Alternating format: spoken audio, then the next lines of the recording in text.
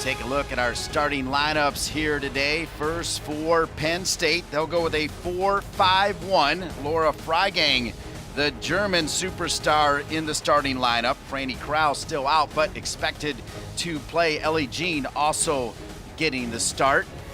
We'll take a look at the starting lineup for the Ohio State Buckeyes. 4-3-3, some call it a 4-1-4-1. Big Ten first teamer Nikki Waltz, also Sammy Edwards. However, the Big Ten Defender of the Year, Morgan Wolcott, will not play today. Taylor Walker Robinson will take her place. In goal, Devin Kerr, second team All Big Ten, a .54 goals against average. As her head coach, Lori Walker-Hawk, said, the light went on for Devin Kerr this year, and she's been outstanding, earning second team All Big Ten. Penn State Nittany Lions on the other side in goal. We'll go with Rose Chandler. She was part of that USA Under-20 team, and she was also big in that penalty kick shootout against Rutgers to help the Penn State Nittany Lions advance. You see that goals against average, 7 shutouts for Rose Chandler. So two fantastic goalkeepers here today. Let's take a look at the Bear keys to the game, Kate Markgraf. Well, for Penn State, they want to start with a strong intensity, put pressure on them physically and mentally, and limit the long-range shots. That is key if you are Penn State. And for Ohio State, stop their momentum. Right now, Penn State feels like they're hitting their stride, and one thing is they want to put a hold on that, make them hit their stride, hopefully in the NCAA tournament if they're Penn State, not let them gain confidence in this game. We're underway here. Semi-final Friday, the Penn State Nittany Lions and the Ohio State Buckeyes. Beautiful Grand Park, Westfield, Indiana. Temperature outstanding, 55 degrees, partly cloudy, just a little bit of wind. And as we came on the air, I talked about one of the wonders of the world is you see that facility over there. They are loaded with indoor fields. There's 30 fields around this complex. If you love soccer even just a little bit, it is a utopia of soccer here. It's incredible.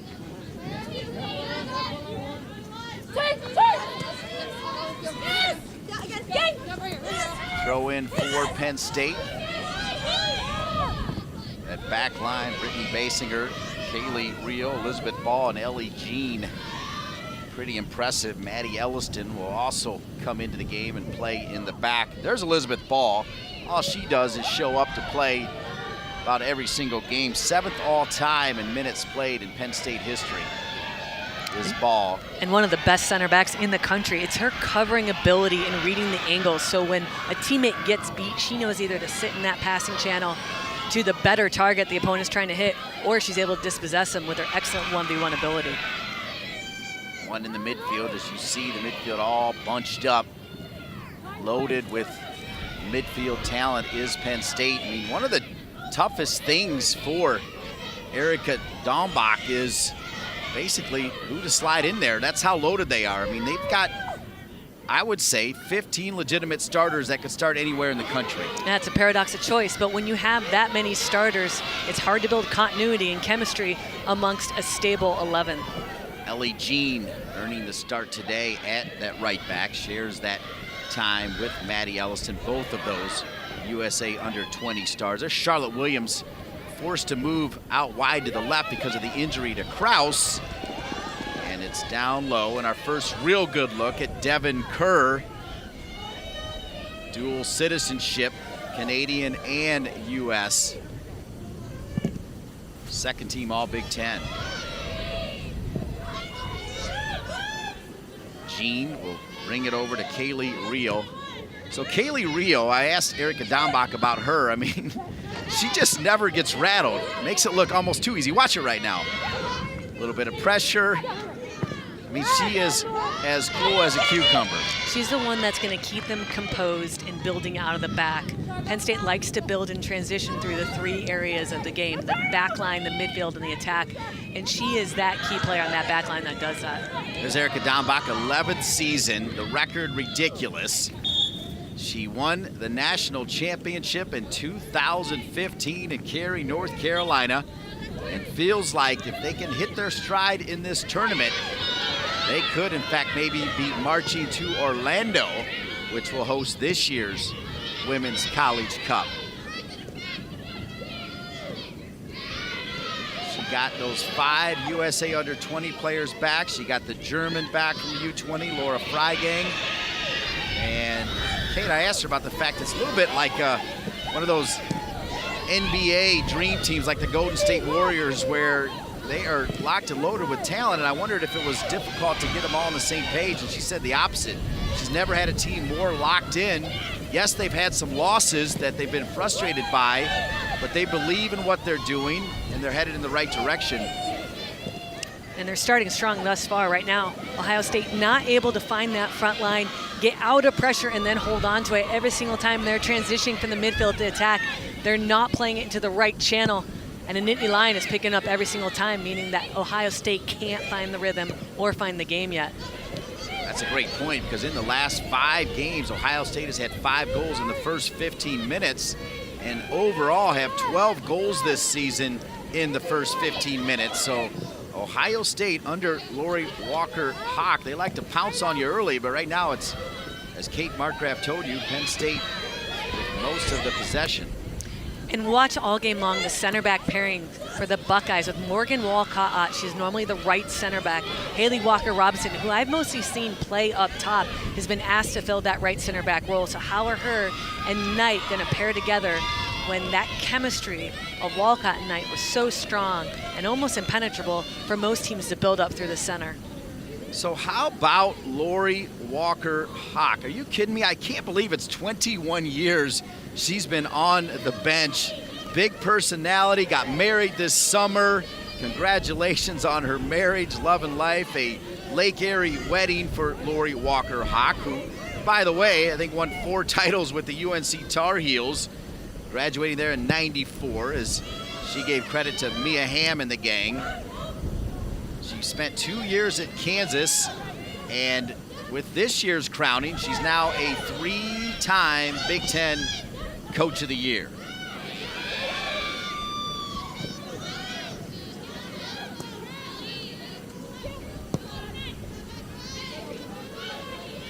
So here's Rio, Fairfax Station. Her dad played at Virginia, including 1 year under Bruce Arena.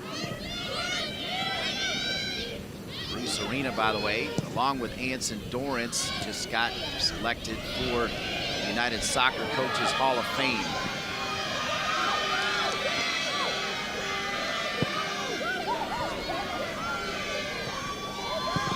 So Kerr, pretty calm, playing it out of the back. Back line, as Kate told you, without the Big Ten Defender of the Year, Morgan Walcott, who has been an amazing story. Not 1, but 2 ACL surgeries, and not 1, but 2 degrees from The Ohio State University, a bachelor's and a master's for Walcott, who's on the bench. Foul there against Ohio State, Arden Holden from Las Vegas, Nevada. So here's Ogle over the ball. She's got a great ability to get it inside the 6. This time she'll drop it to Jean, though, and Jean will do that. Just outside the 6, headed, and no problem for Kerr.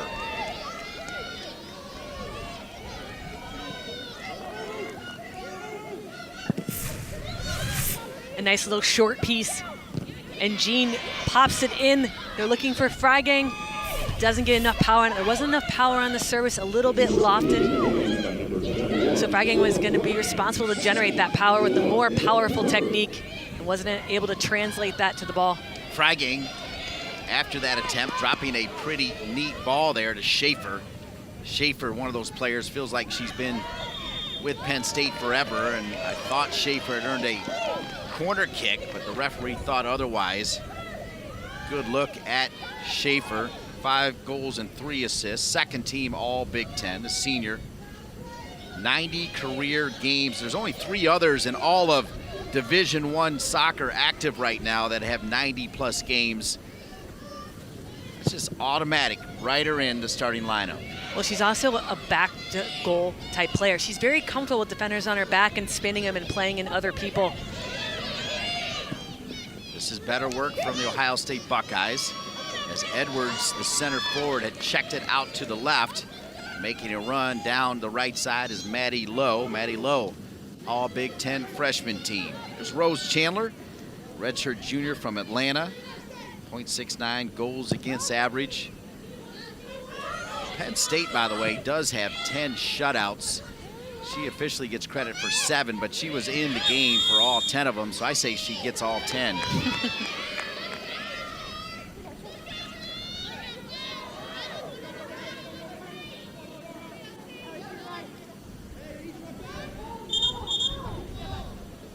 Marique Musette. Told by the referee to get back near that midfield line. Musette, a sophomore from Quebec, part of the Canadian U20 team. Musette will lose it running up that right side and turns around and asks her teammates, where's the help? Yeah, but she needs to solve that on her own. She dribbled it out of bounds. It was going to be a short ball. What I'd love to see Ohio State do, and a way for them to get possession, is to get their outside backs up into the game and change the point of attack. Right now, Penn State is overloading one side. They have a numbers advantage in the midfield, so there's always 3 Penn State players to 1 Ohio State player. Like right now, watch, you see 4 Penn State players in the area playing against 2. Now we got help from the outside back, and that's how they get out. Musette drops a perfect ball down to Gabriel. Gabriel will run out of real estate, though, as that was a pretty good ball by Musette to get the right forward open. Let's see if Ohio State can pin Penn State back in. Schaefer, the center forward, comes all the way back to help, and Ohio State does exactly that. Musette's going to get another chance. Taken away by Schaefer. As your center forward doing the defensive work right now for the Penn State Nittany Lions. Here's Haley Walker-Robinson. She is significant, starting for the Big Ten Defender of the Year, and we'll see how she handles the pressure. Just a sophomore from California. The Buckeyes have a heavy West Coast influence, and Lori Walker-Hawk says she loves that. Mixing in with that kind of Midwestern tough mentality, a little bit of flair from the West Coast has worked nicely for the Buckeyes. Just excellent ball control. They're usually playing on fields that are not the best in the West Coast. Bouncy pitches, definitely very holy in terms of where the grass is. So the ball control is incredible. And because of the heat, it usually is such a composed type of player that comes out from the West Coast, very comfortable in possession, a little bit of added flair 1v1s. But right now this midfield is being outnumbered and dominated by the Nittany Lions. Ellie Jean, the right back, pushing forward. Looked like she was interested in taking a shot, then changed her mind at the last second, trying to find, looked like it was Freigang again making that run down the spine. How about Ellie Jean? Well, she bypasses the midfield here, and then she goes straight central, but she's not naturally a left-footed player, not able to connect on it the way she wants. But you get to see Ohio State there. Once a Nittany Lion bypasses that first defender, there's no one there to challenge her. They're very comfortable dropping off, forcing the long-range shot, and asking Devin Kerr to pick up the ball. So Maddie Elliston, as you see Jean get on the ball again, it's Elizabeth ball right now, but she'll probably try to find Jean. Has played quite a bit back there, but Erica Dombach told me that she wanted Ellie Jean because she's going to buckle down and just tire them out, and she particularly wanted to tire out the freshman Izzy Rodriguez for the Ohio State Buckeyes. So that's part of the game plan, and you're seeing that already from Penn State. Yeah, they do not want the left back from the Buckeyes to get involved into the game. The youth international understands it so well, is naturally left-footed. Right now they're parking a player on her so she doesn't feel comfortable getting into the attacking part of the game. So well said, Rodriguez. What a find. Third team All Big Ten. all Big Ten freshman team as well. She's got 5 assists on the season as that one was played in. Still loose, no problem though for Kerr, who looks ready for this big moment. All right, these two teams met on September 30th, and Ohio State beat Penn State, their first win in 8 tries against the Penn State Nittany Lions.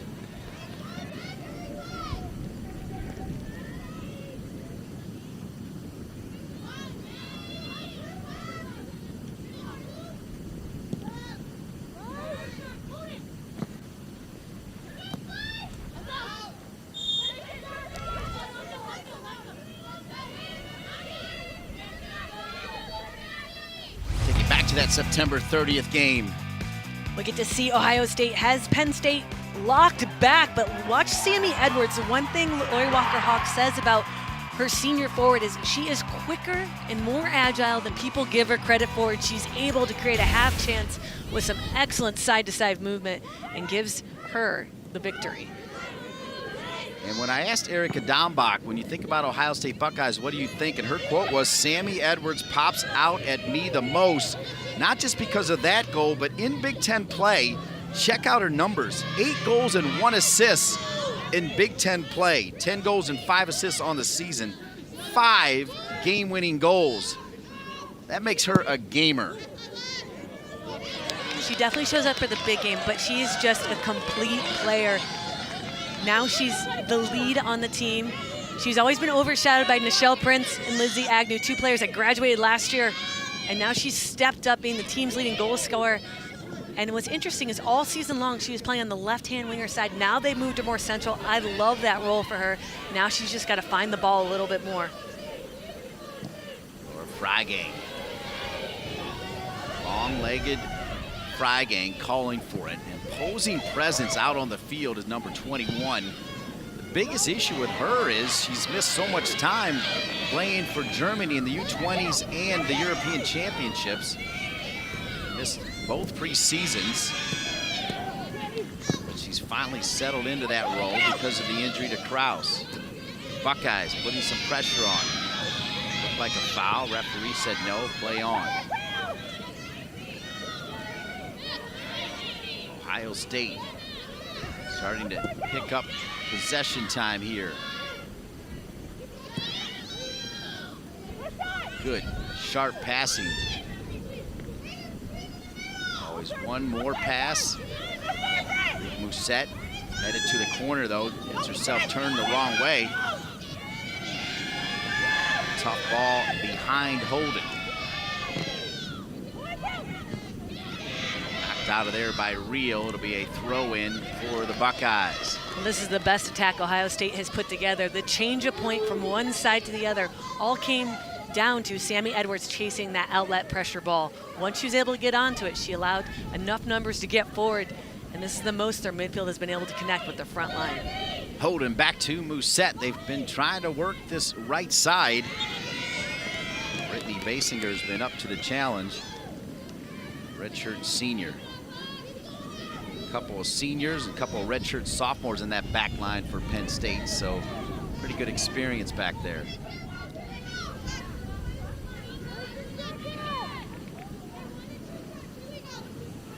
Grand Park, Westfield, Indiana. The land basically given to the community, and then Don Rawson, the former Indiana University assistant coach under the Godfather for so many years, along with a few other great soccer leaders in Indiana, had the vision to build this facility, and it is just ridiculous. The indoor center, essentially turfed wall to wall. It's so impressive. They actually have like farmers markets inside. Multi-purpose. Yeah, while their teams are playing games and practicing down on the field.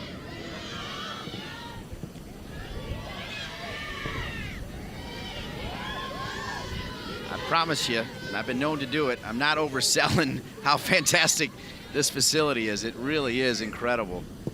Several turf fields, several grass fields outdoors, and then all turf in front of that center that we'll show you on the screen periodically as it hovers over the Ohio State goal at the moment. Here's Rio.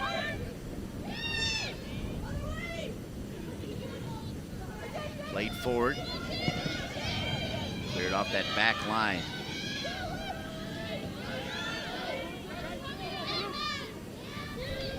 It's gonna roll out of bounds over at the Penn State bench. Erica Dombach assisted by Ann Cook and Tim Wassel. Ann Cook, been with her the entire time, best of friends.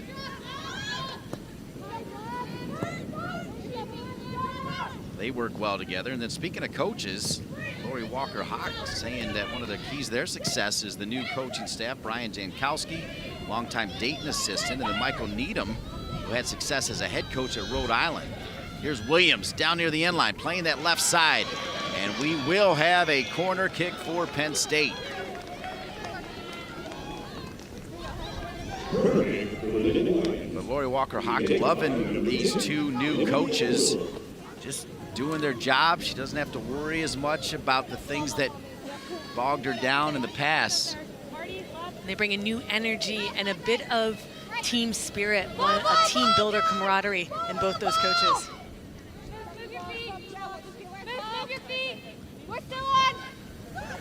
Played in, dangerous, near post.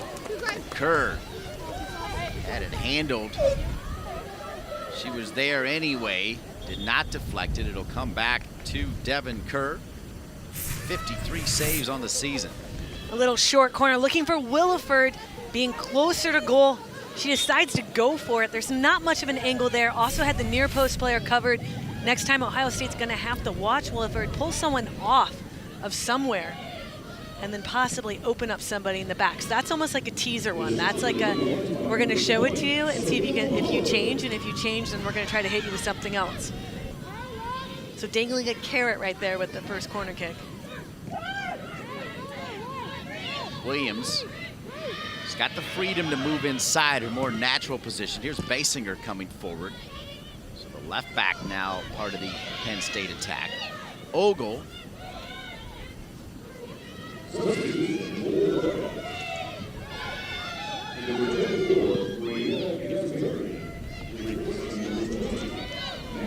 Out of bounds. Basinger, she will run all day on that back line. Williams over the top, looking for Schaefer.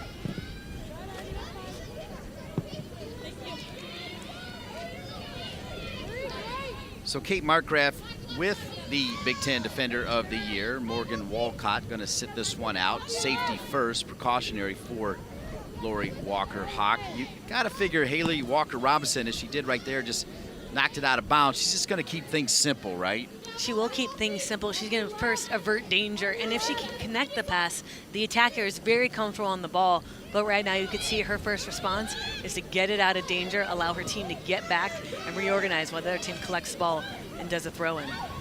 Played in. That was Walker-Robinson just nicking the ball away. It was Elizabeth Ball. Pretty good ball. Taken away by Ohio State. Ohio State patient out of the back. Just a little bit too strong. So Kylie Knight will probably have to step up her communication as well. And I guess that's worth asking you, even with the U.S. national team. You got settled in back there, maybe with Carla Overbeck, and if she went out, I guess she never did go out, but you kind of have to step up, right, if someone else comes in there. You do. If you're the more experienced player and all of a sudden the person that you looked up to is no longer in there, now the responsibility on you is to be the communicator, the vocalizer, the one out there that's telling everyone where to go. Morgan Walcott usually serves that role, but Haley Knight is more than adequate in stepping up to that challenge. Well, what Penn State is doing so right now is they're playing the ball in between the lines with players on the half turn that can see the field forward. Right now, Ohio State is sitting defensively so much, and when they do win the ball, they're going side to side or dumping it wide, but no one's there. Here's Williams, gonna try to run straight downhill on Musette.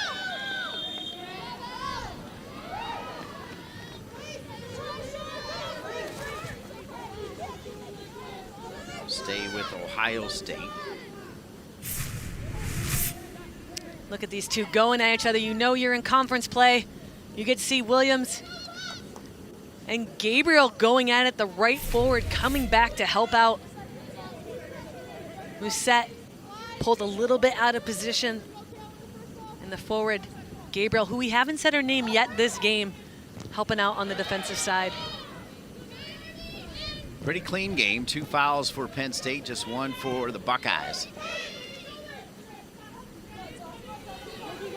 Tucked inside there by Williford. Frygang. Over to Williams. Held up. Nice defensive work there by Musette. Williford back to Ogle. Ogle seems to be sitting just a little deeper here in this one. You will see her come forward, and then set pieces. She's pretty special. Scored a fantastic set-piece goal against Northwestern. Frygang. That Northwestern game that was featured on the Big Ten Network, even Erica Dombach admitted, that was Penn State with everything clicking. It was 3-0, and even Michael Moynihan, the head coach at Northwestern, admitted it could have been worse. Penn State was pinning Northwestern in and dominating from the opening whistle. Here's Williams. Williams with her left foot, but too high. Musette just opened the channel, almost like when you're chasing bulls and you let them go ole, just letting Williams have that shot, baiting her to go long and take that long touch and then step in. But she needs to be careful that she's not just making it so easy to rifle up a shot and test Kerr. She got lucky that that Williams did not hit it properly. So we thought maybe Ohio State would do a little bit more subbing based on Lori Walker-Hawk's message of knowing that they've got a seed, at least she's pretty confident of it, in the NCAA tournament. Going to try to keep players fresh. Of course, they'd love to win it, but these two teams have really kind of switched the scripts. I mean, Penn State, they win the regular season all the time, right? They won it like 16 of the last 17 years, now 16 of 18 because they didn't win it this year. And then they get to the tournament, and Erica Dombach's like, But this time around, Penn State, they want to win the tournament, keep the stride going, and the Buckeyes are like, if I could get out of here with everybody healthy, get Wolcott back on the field, we'd be okay. Now, having said all that, once that ball gets rolled out there, there's the passion.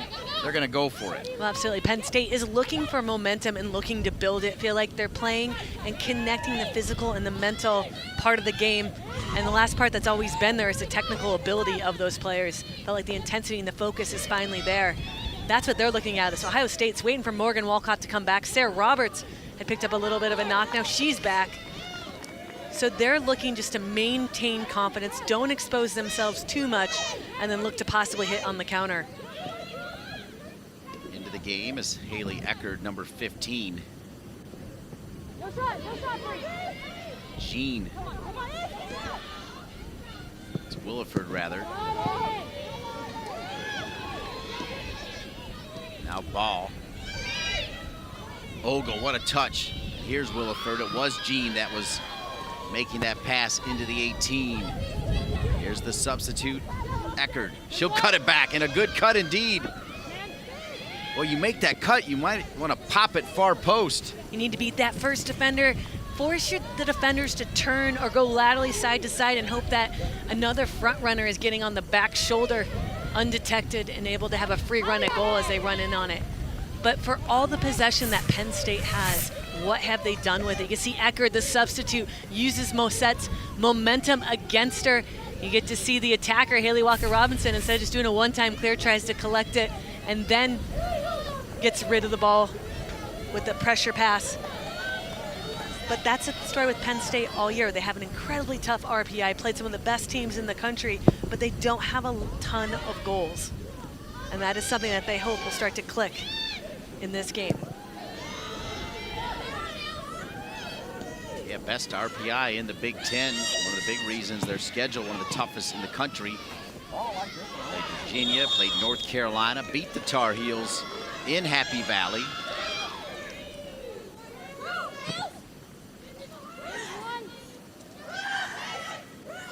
This time Musette able to get to the ball before Eckerd. Ecker got a piece of it. Buckeyes will go backwards to try to go forwards, and they'll just knock it out of bounds under some pressure. And this is the victory you were talking about. You see them penetrating. Williams able to find Franny Kraus with a little bit of a slot ball. Carolina likes to go man-to-man in the back, so what they did was they pulled those players apart and then put someone right in between them and fed them the ball between the seam. Big win. After the game, the not-so-shy Anson Dorrance kind of went off because Penn State was not ranked, right? Because I don't know why. I mean, they had brought all those players back from the U20 team, and somehow the United Soccer coaches were sleeping when they were doing the rankings, and then Anson Dorrance said, these rankings are ridiculous. How you don't have Penn State in the top 5 is crazy. And they've been in and around there, climbing the ladder, then going back, and then climbing it again. That's a fair statement, but it's also a bit self-serving, isn't it? Like, you don't want to lose to a team that's not ranked in the top 25. He's worried about his RPI, especially in the toughest conference in the country, the ACC. Excellent point. Schaefer. And this is a great opportunity for Penn State. Very dominant on set pieces. They have Ogle who can hit it with her right foot, put texture and put some bend on it. But right now, I bet she's going to look for Freigang on the back post.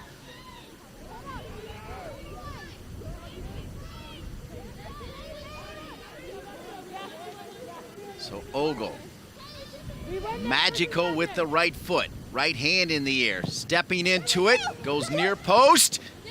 Kerr is there.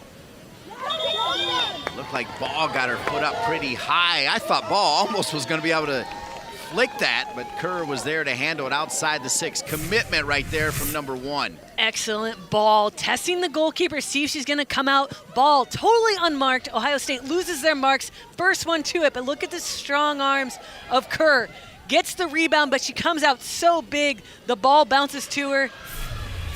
But that right there was danger. So again, on set pieces, Penn State showing something a bit different that Ohio State is not prepared for. Great shot here by our Big Ten Network crew right there of Devin Kerr. That commitment, she did not blink, right? She was all in and then ripped it off the foot of Ball. And that's a world-class ball. You're dumping it on the near post between the 6 and the 12, testing the goalkeeper, keeping it low so it's not an aerial ball. It's not lofted, so it doesn't give the goalkeeper extra time to read the path of the ball.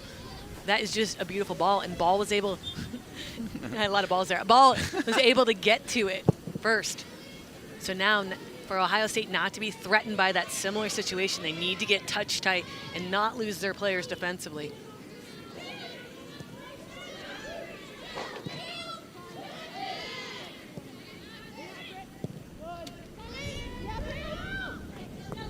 Basinger.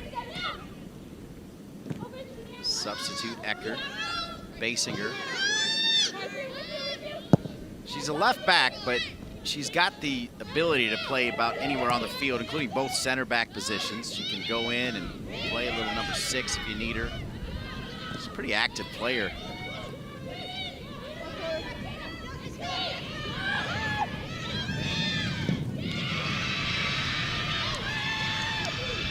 Ball will spin, stay in bounds, and a hard foul on the Ohio State Buckeyes. And we get to see Franny Kraus making her way into the game, making impact. You can see Ogle here. They're looking for the short, but she's decided to hit a little bit of a longer service.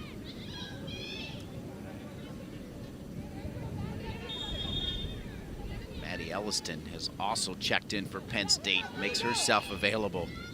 This is what we're talking about, the 15 starters for the Penn State Nittany Lions, if not more. A whistle, perhaps an offside as they'll come back to. Let's see what the call is here. It's a foul earlier back. Ohio State player going a little bit too much venom on the tackle. So they get another opportunity, but you see what they're looking to do. They're looking to change the angle of the surface that's going into the box. 29-11-5 in the Big Ten tournament for Penn State.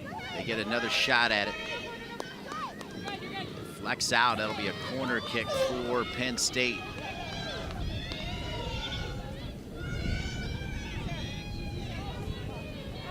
Penn State now bringing on their freshman, Frankie Tagliaferri. And she's a player that Erica Dombach, before we could hang up, wanted to spend a little extra time on, as Franny Kraus also in there. Kraus with the service. Second corner for Penn State.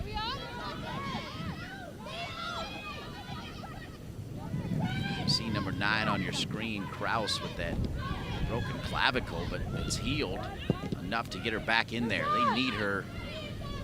They do want to find that rhythm. It's Kraus doing the defensive work.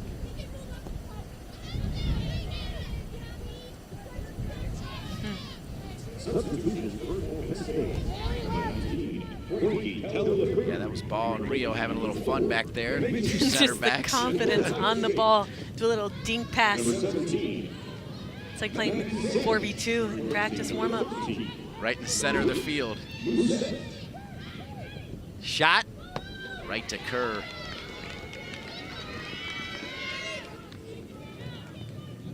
Two pretty good goalkeepers in this one. Devin Kerr for the Ohio State Buckeyes, Rose Chandler for the Penn State Nittany Lions.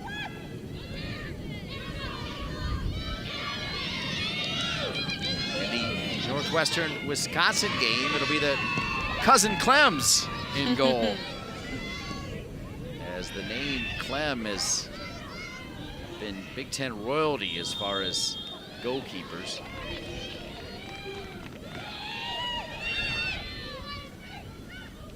The freshman, Tagliaferri, Colts Neck, New Jersey. Over 10 minutes remaining here in the first, and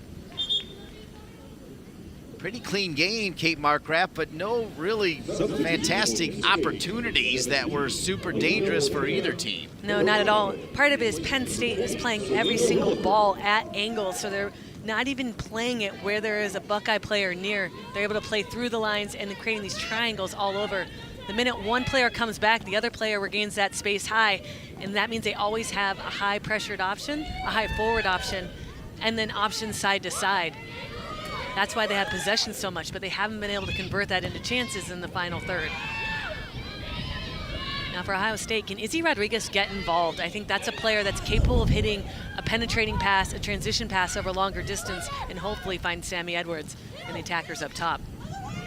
Lena Ortega Harada has come into the game, number 17. Ogle is held up a little bit by the wind. So Ortega Harado is one of those players that Erica Dombach says could be in the running for MVP on the team because she's got the ability to play everywhere. Last year when the 5 Penn Staters were representing the USA, she did in fact play pretty much everywhere. She started quite a few games this year, but she's one of those players that Erica Dombach and Ann Cook like to talk to as they break down the game and see where she can most affect the game. And right now she's been placed in the middle of the park. Just wonderful ability to hold on the ball and pressure. You get to see her looking over her shoulder every single time. When she receives the ball, she's always on the half turn, able to either play the ball back, sideways, or up top.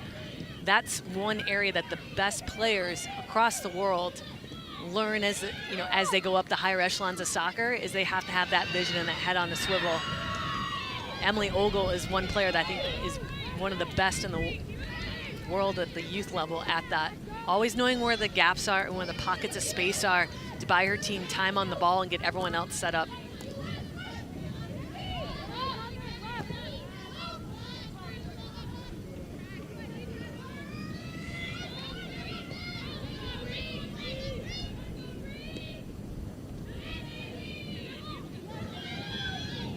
Ohio State letting Penn State pass it around on the back line, but that first pass to the second line taken away by Ohio State. Penn State will get it right back. Real now going to try to drop one into space off the head of Basinger.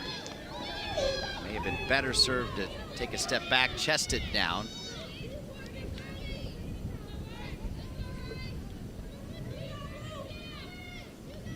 Brittany Basinger, 1 goal and 2 assists for the redshirt senior from Purcellville, Virginia.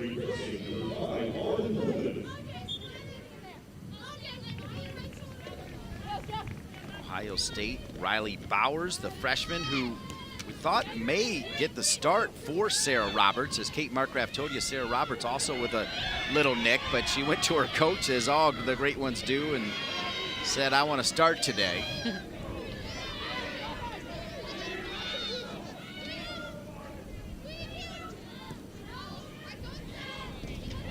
Ogle. Talk about head on a swivel. Ogle always ready. Freigang showing her German flair, stepping over. Angled ball, and a good one to Eckert. We've seen Eckert cut in before. She'll do it again. She's done it twice. This time a better ball. That's the ball she needed the first time around. And you feel like if she gets one more time, it'll be even deeper. Freigang's timing will be a little bit better to get on that wonderful ability to cut against Musette. That's the second time she's gotten beat by Eckert. And then watch this, Freigang coming in a bit late, leaving her defender.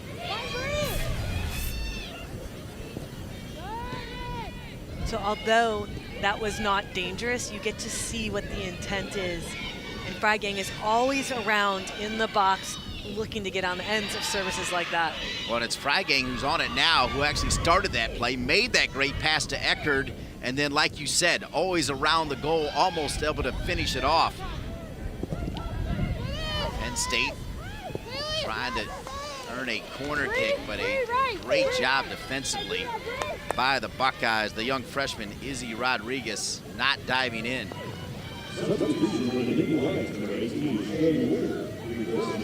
Penn State continuing to go deep. Shea Moyer, another one of those freshmen. Penn State just reloads every single year. Penn State keeping possession. Once again, that's what we said Haley Walker Robinson was going to do. Here's Rio. Rio's going to make a run. Her angled ball, lucky to get through and find the freshman Tagliaferri. All the breaks right now for Penn State. Looks like Ohio State has it. Penn State stays with it. That touch just a tad too heavy and out of bounds for Ohio State. Krause's touch just a little heavy there.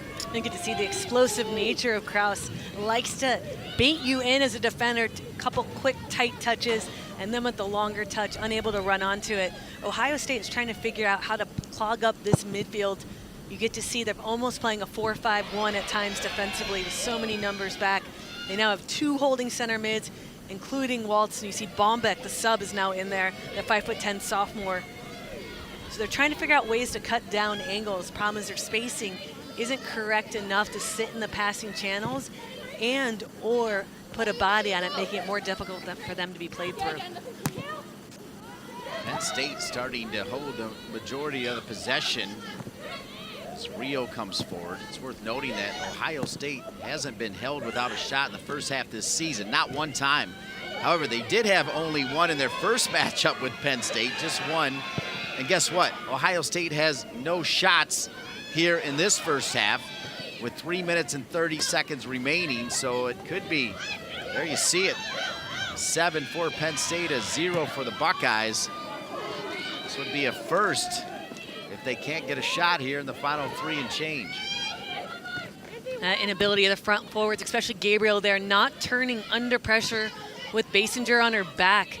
Every single ball that goes back, you're playing into Penn State's numbers. They're able to put pressure on the ball, cut out passing channels, making the play predictable, and then goes back to her again and she loses it.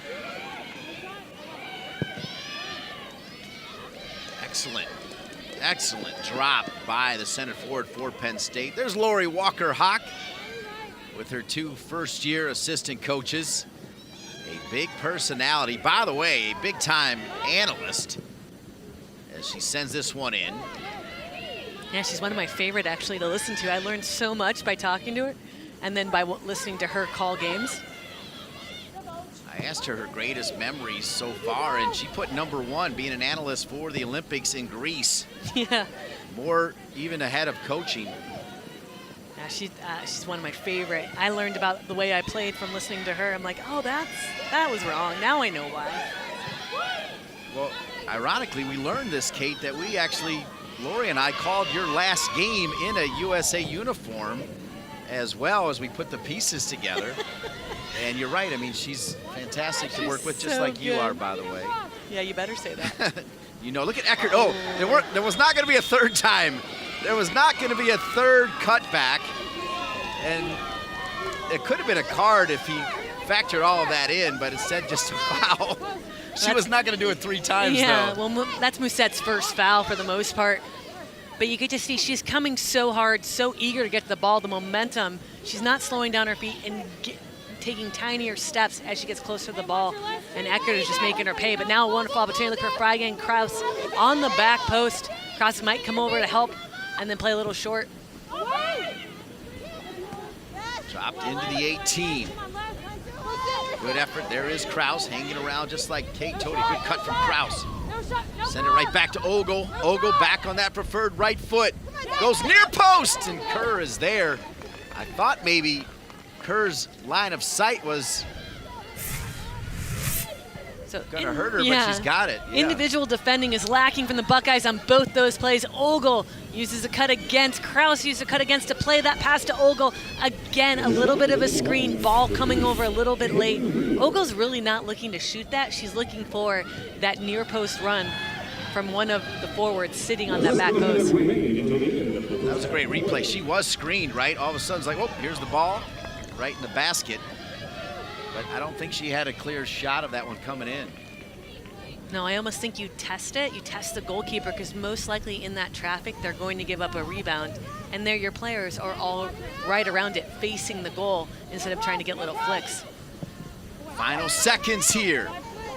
Penn State trying to get on the board. Ohio State pinned in quite a bit. Looks like we're going to go the first 45 without a goal.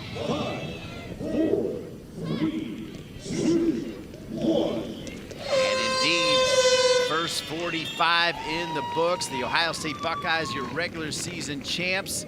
The Penn State Nittany Lions, your 5 seeds, 0-0 after 45. Well, you saw Penn State definitely had the possession. They had most of the attacking chances, if not all, but they weren't able to get that final piece. Nothing of real danger. And Devin Kerr, the goalkeeper for the Buckeyes, able to hold on to everything and keep it calm back there. Saw the big smile there of Erica Dombach. She's got to be pretty pleased with her team, as the Buckeyes without a shot, but nobody with the score, 0-0 here at the half at Grant Park. Half about to get underway. The Ohio State Buckeyes, your regular season champs, without a shot in the first half. The score is tied against the Penn State Nittany Lions at zeros, as Penn State with the 7 shots, they're still looking for their first goal of the Big Ten tournament. They went extra time against Rutgers, all zeros, and then advanced on penalty kicks. Yeah, they're starting to build possession through the midfield, get in that final third, but haven't really solved the back line nor the goalkeeper Devin Kerr in beating them. This is a team that is looking to find momentum and consistency of effort. They have grown in every single game, and head coach Erica Dombach thinks that this could be the game that they put everything together and continue to build confidence. There's Erica Dombach. Like Lori Walker-Hawk, had a big couple years, right? Gets married, wins a national championship, that is, gets married and has a baby all in the same year. 2015, and now Lori Walker-Hawk getting married in the summer and wins the Big Ten Coach of the Year.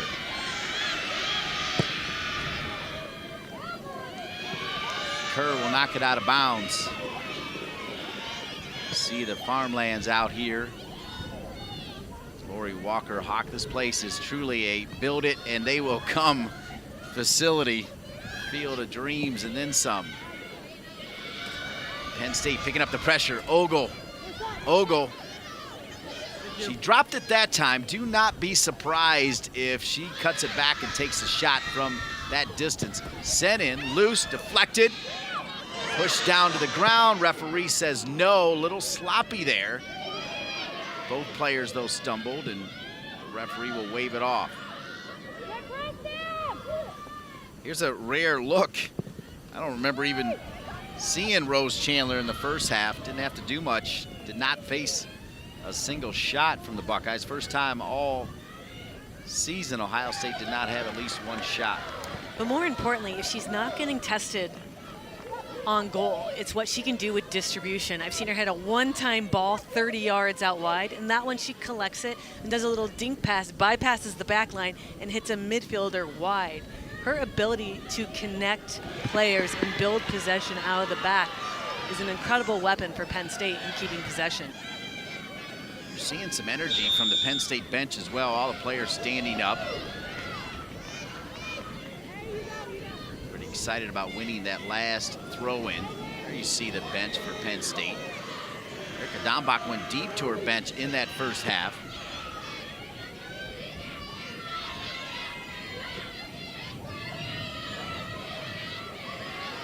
First look at some time at Sammy Edwards. Could use a little bit more of Sammy Edwards, as we showed you to start the show. Not afraid to shoot from 40 out. Headed out of there by Williford. Here's Williams. Williams a little more central right now. Williams started on the left-hand side, now playing central as the substitute Eckerd put in a good performance. And her little cutback move right now, Musette, the left back, does not have an answer for her. So able to create from the wide position. And Williams, who is better in the middle, gets to go back into center. Edwards plays it forward. This is better now for Ohio State. Well, Izzy Rodriguez finally got forward. We've been talking about her all game long. Sheba, the right midfielder for Penn State, incredible engine, has kind of kept her locked in, but we can see Rodriguez, when they're able to bring the numbers forward, they're able to even out the midfield. Right now, the way they line up, Ohio State is being outnumbered in the midfield, therefore they don't have as many passing options. Fantastic breakdown from Kate Markgraf.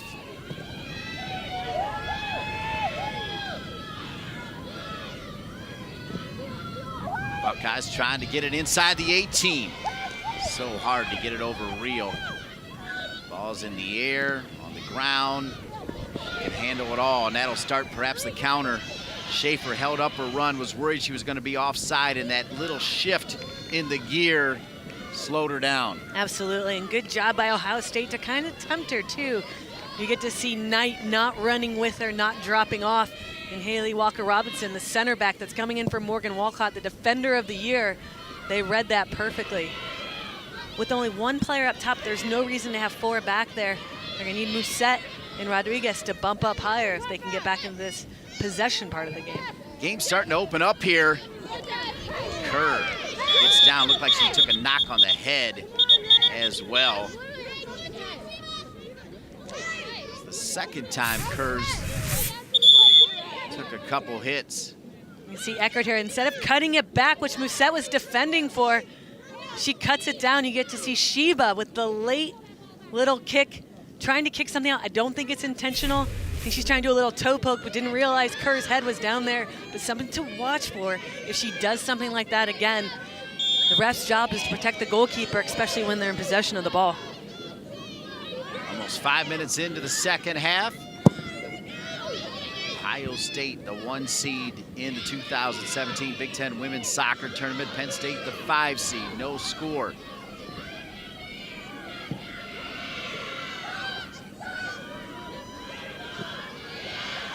Neatly won in the middle of the field by Selena Williford, the redshirt senior from Wayne, Pennsylvania. Trying to find Williams. Williams points to the corner. It'll be another corner kick for Penn State. Number 10, Emily Ogle.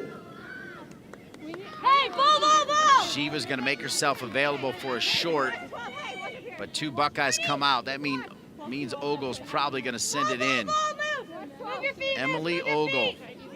No, she's still gonna use Sheba anyway. A planned play here. Watch how many blue jerseys touch it. Shot from distance, Kerr deflected out of there. It was Elliston, I believe, number 5, taking the bomb. and knocked away. Indeed, it was Elliston. Elliston getting the start in the second half over Jean at right back. She's the one who hit that initial entry ball to get the corner. Look at the power on that, but the strong hands of Kerr able to deflect that and push it wide. I've seen so many goalkeepers with weak hands not able to do that. Oh, and the dummy and Kerr again. Williams with the shot, Kerr down. A brilliant dummy for Penn State, leaving it for Williams. She was open, and just like Elliston put it on frame, but Kerr was there again. Penn State may not be done here. Oh, and Williford just a step behind that pass.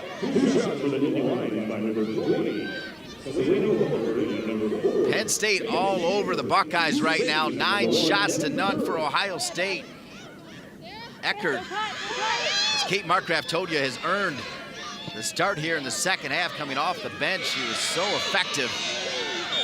And you can feel the energy right now for Penn State, but the Buckeyes will take that foul. Well, just the sheer amount of creativity off the corner kicks. It's so exciting to watch. Watch this little dummy by ball. And then it sets up Williams right now with Ohio State playing a zone defense and only a couple players man marking. They're outnumbered as well at the 12 and the 18, and Penn State is having their way.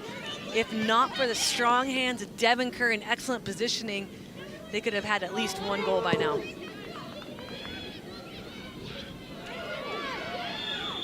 So Devin Kerr, second team all Big Ten. Number 1. Yeah, the dummy there for Penn State, taking not 1 but 2 great jerseys, leaving that shot open. But it's Kerr. It's been a wall back there for the Buckeyes. And the Buckeyes, all you need is 1 chance, right, Kate? And they get one there, but not on frame.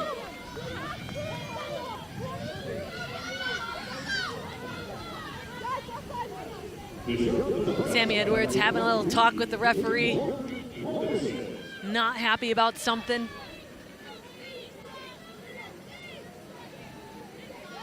But that was the best opportunity Ohio State has had up until this point.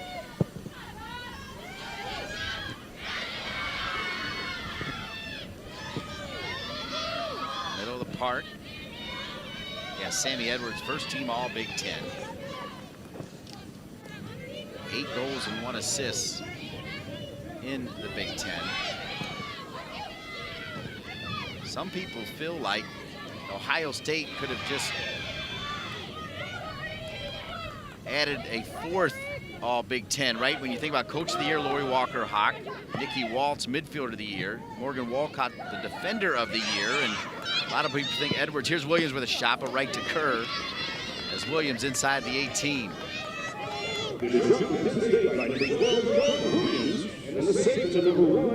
Devin Kerr, our State Farm State of Success.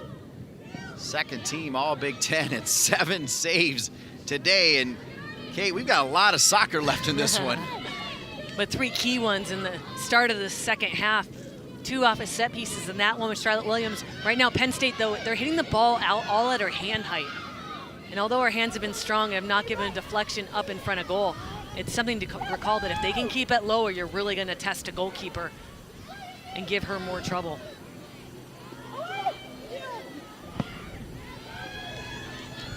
Rose Chandler. So Rose Chandler ended up being the backup goalkeeper to Casey Murphy on that USA under-20 team, despite being brilliant in the CONCACAF championships, and deflected there by Edwards, but the whistle, and Edwards is feisty. They're gonna stop the clock right here.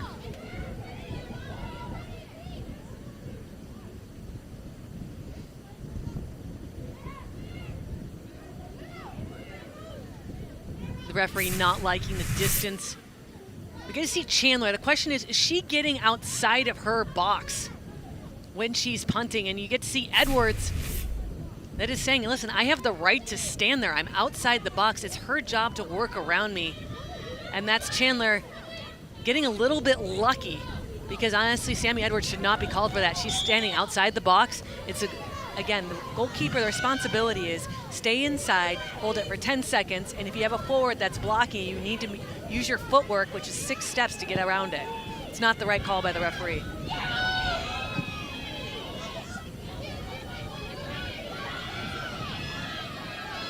Buckeyes starting to win some of the second balls. Errant pass backwards. And they dribble it out of bounds. So the Buckeyes win the second ball, but then turn it over.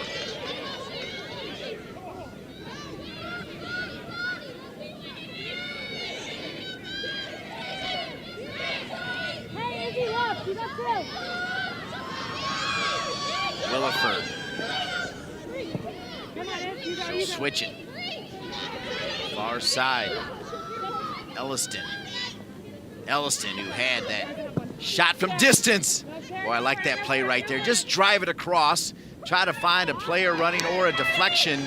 And after all that, a corner kick again for Penn State. And so into the quality of Elliston, because Ohio State is pinching so many numbers central, the wide area is where they're going to be able to create opportunities. You get to see a bit of a different look from Elliston, comfortable hitting those long, driven, hard-hit balls across the top of the box. Yeah, I love that play. Redshirt junior from Omaha, Nebraska is Elliston. Elliston again trying to switch it, played over the top to Williams, and see what Ohio State can do here on the counter. A lot of great jerseys running forward. Penn State, little tussle there as you can feel the intensity starting to pick up as coming forward is Kaylee Reel.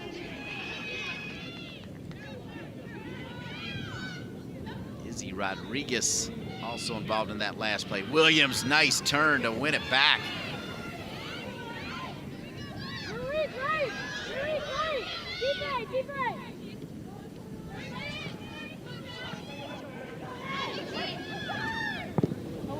Penn State into the mixer. Nifty move, down low, but not on frame. Now if Penn State can just hold on the ball wide and bring it further forward and then try to get end line and force the entire Buckeye back line to turn their body and face their own goal, they're gonna be much more dangerous, because the Buckeyes are encouraging that type of service by not sending Rodriguez and Musette on the other side. They're 2 wingbacks out wide to break up that distance, as well as to cover the wide outlet passes. So this is by design, hoping that their back line can clear that service, as well as Devin Kerr come up with any shot that gets hit off the second ball. You mentioned shots, 12 shots for Penn State, just 1 for the Buckeyes. Another ball, dangerous. And you're starting now to see Kerr kind of toe that line a little more, not knowing how many blue jerseys are coming at her. She is best when she stays on her line and maybe comes out to the 6, but the ball that's driven like that, excellent decision not to come off her line, especially when she doesn't know what's in front of her.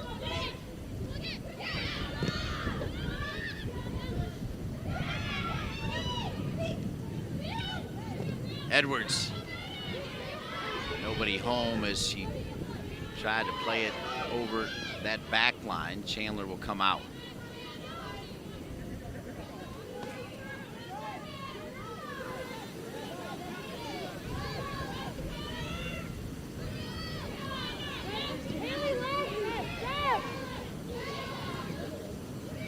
Ohio State starting to send gray jerseys forward.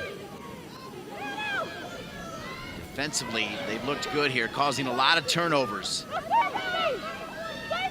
Here's one deep in their offensive third as they win it back again. Can they get it inside the 18? They're gonna have to do it perhaps with a throw.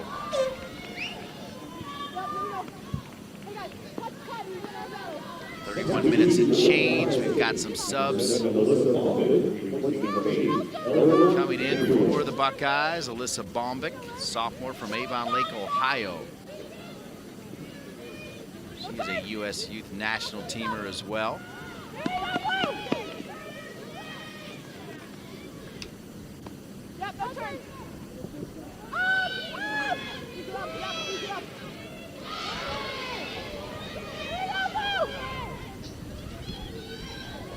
Buckeyes like that call, throw in for Ohio State.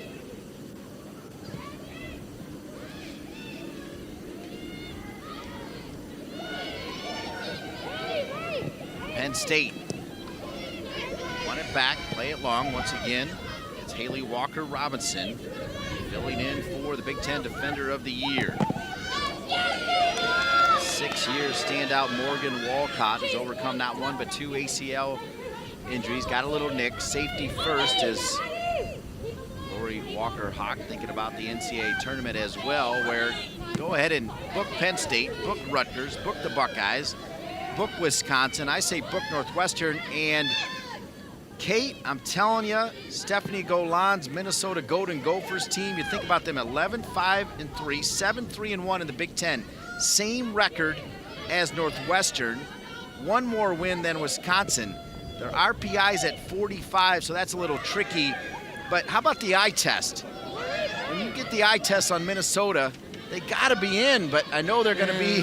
They're on the wrong side of the bubble right now, Yeah. because there's so many upsets going on in the SEC and the Big 12 of higher seeded teams with better RPIs, that it just is changing the recipe a little bit on the ingredients per se, or the components of who's going to get in. I could see them getting in, but I can almost see them mostly not getting in, just not able to beat the compact nature of Wisconsin in that game, and then lost their cool a little bit after that. Off of 2 set pieces, they had a couple chances, weren't able to put them away, and they ended up not in this game, a game that they really had to beat Wisconsin in order to prove their chance to get on the right side of the bubble. What a year for Lori Walker-Hawk, 5 points clear of the rest of the pack to win the Big Ten title. Jean slips on the turf here. They did have quite a bit of rain that softened the field. Talked to Paula Wilkins about the surface yesterday, the head coach of Wisconsin. They'll face Northwestern, and she said it's going to be a soft surface out there because of the rain, which is good for them because Northwestern used to playing on turf. If it was hard, right, without that rain, they'd be right at home. That's interesting that Ohio State is bringing 3 for this, trying to prevent the little curve around ball, that near post ball that Ogle likes to hit. We also have Sammy Edwards sitting in that pocket that we've seen Ogle hit on an earlier kick from the same spot. Ogle, right foot lofted, good ball, and a flick inside the 18. I think it was Ball that was there. She was open. Look at this quality ball, unable to bend it on the ground. You get to see Ball get up and over everybody else, but unable to put it down and head the ball down. But had she connected that ball would have been redirected, and Kerr would have had a tough time putting a hand on it. And here's Ball now heading back for her defensive responsibilities. Just an outstanding athlete is Ball. I thought she was going to make it 1-0 after that great service right there from Ogle. Little unlucky. Yeah, look at this beautiful ball. Testing, Kerr, she's gonna come out. Kerr makes the decision to come out. If she comes out, she has to win it. But Ball is able to get there first. That's the only misstep Kerr has made so far today.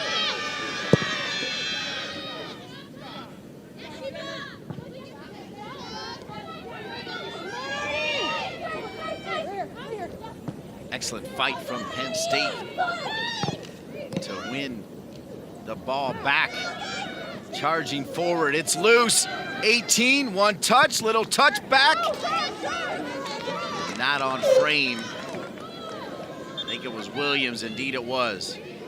The shot of the Nittany Lions by number 12, Charlotte Williams.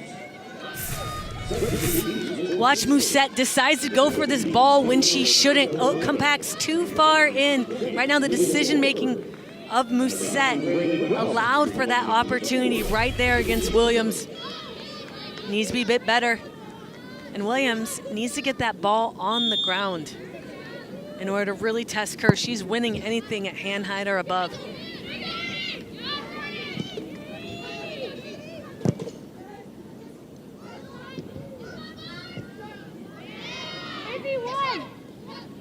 Williams has been really good here since moving back in the midfield. Here's Jean, that last touch getting away from her, and Haley Walker-Robinson comes over to clean it up. Now Robinson, ooh, and she comes in hard.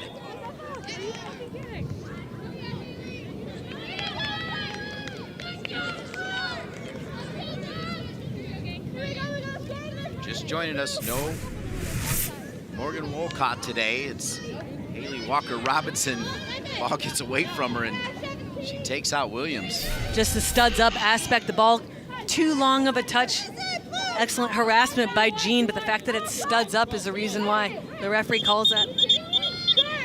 Referee gonna try to get things settled down. Yes, definitely some pushing and shoving going on right now. And then Williams see right now, Ohio State is sitting so far back, they're not allowing Kerr any chance to come out for it and really fight for it in traffic. They're going to rely on their defense to clear it. Great job with the high ball right there, handled by Devin Kerr. And the previous ball from Ogle was the service they were looking for before the referee called it back.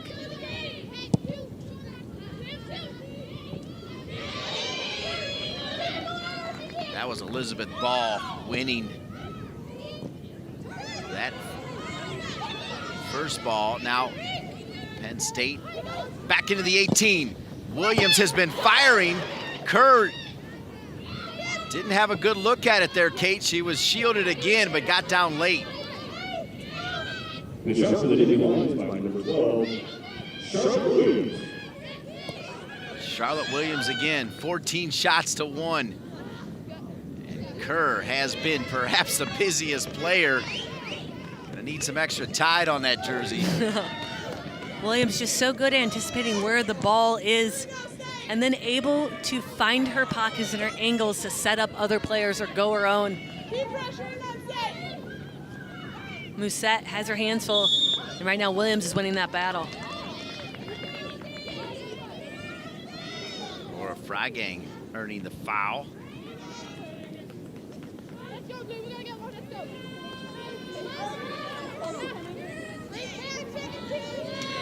So here's Ogle.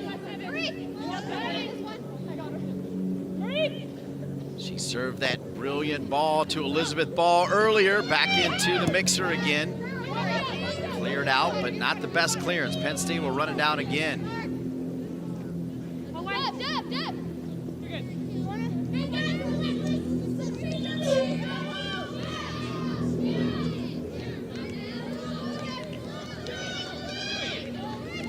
More changes here. Substitution for Penn State. It's like a line change for both teams. Yeah, in the midfield right now, Ohio State Buckeyes are getting a bit stretched in the midfield, allowing the Nittany Lions to play in front of their back line, something they were sort of preventing, making them go out wide, but now they're getting beat out wide as well as down the center. Bring in some fresh numbers, prevent that.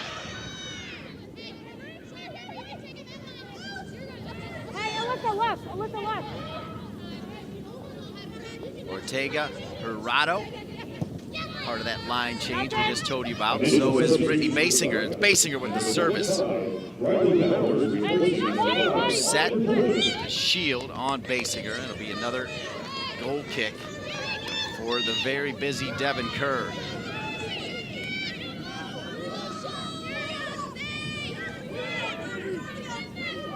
Ohio State Buckeyes ranked 9th in the recently released United Soccer Coaches poll.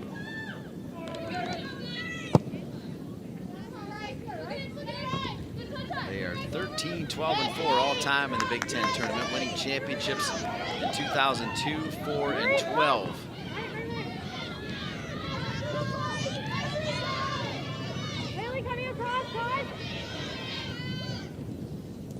Penn State with the most titles in the Big Ten tournament era with 6. Cleared out of there. Wisconsin has 3, and Ohio State has 3. Michigan, Illinois, and Minnesota with 2.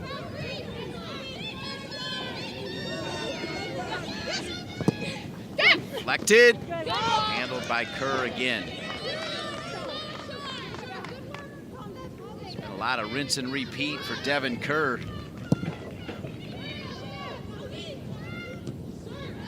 You can see the game plan, right? It's go down the left-hand side. For Penn State, that's where they're getting their success. Charlotte Williams is encouraged to take Musette on 1v1 every single time and try to whip that ball across. Kerr having to come up big. And at some point, Haley Walker-Robinson, as you recall, she is substitute in for Morgan Walcott, the Defender of the Year. So she needs to come over a little bit more to help out and expect that Nikki Waltz and some of the midfield will come back and take her position in the center back. Penn State again. Freigang drops it over. Williams has it. Jean, touch forward. Jean's gonna take a shot from distance.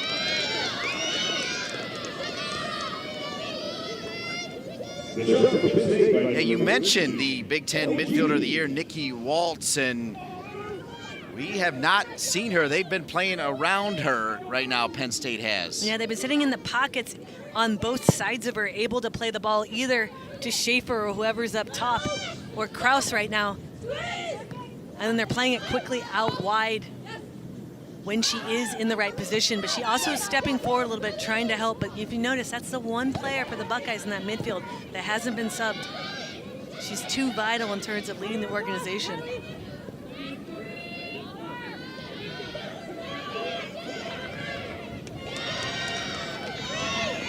Penn State continues to run downhill toward the Ohio State goal and run over to the corner. Another corner kick for Penn State. As you look at that right there, I think it might be 6 corners now, unless they're that quick. 16 shots to 1 for the Ohio State Buckeyes, 7 on goal. Pinball machine numbers, but the most important number, the one on the scoreboard, there's still zeros.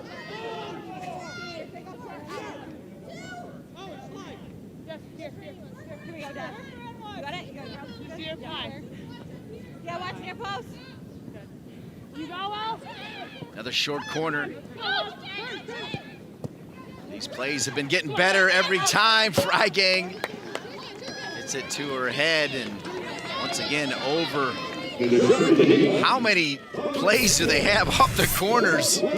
Well, right now the lineup of the Buckeyes, when they bring those 2 defenders over to go on the short corner kick, they're too spread out. They're allowing that penetrating pass through them, which is much more difficult to defend than letting it come back so the defenders are facing the ball. Instead of letting them play through them, it's just so easy to turn them and get a better opportunity. Maybe you thought Penn State, with their offensive firepower, was going to have more shots than the Buckeyes, but did you see that a second ago? 17-1. Were you expecting that? No, I wasn't. But you also recall that Ohio State doesn't have to win, in their opinion. Of course, it'll help in terms of seeding, but it's better for Penn State overall. Even though they are definitely in the tournament, it's better for them in terms of where they get seeded for postseason play in the NCAA. So you also wonder if Ohio State is also a little bit like, hey, we're going to put out a good effort, we're going to try our hardest. But if this win does not end up in a result for them, it's not the worst thing in the world. Excellent point. The value sometimes of resting coming into the game is Shea Moyer. Lori Walker-Hawk talking a lot about the science of the game and how it just doesn't add up that you play these super intense games with limited break at the end of the season as opposed to the beginning of the season. Right, the accumulated fatigue, that's when players get injured.